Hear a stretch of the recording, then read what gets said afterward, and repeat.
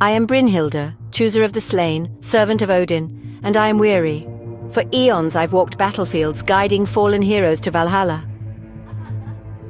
But the glorious halls grow full, and still the wars rage on. I began to question, are we truly honoring the brave, or merely feeding an endless cycle of violence? Then I found it, a prophecy hidden in the roots of Yggdrasil, Ragnarok, the twilight of the gods, and my role in bringing about the end of all things. The realization struck me like Mjolnir itself. I was not just a guide, but a harbinger of doom. In that moment, standing between the worlds of gods and men, I made my choice. I would defy my destiny, challenge the very fabric of fate. Even if it meant facing Odin's wrath, losing my immortality, I would fight for a future beyond the prophecy.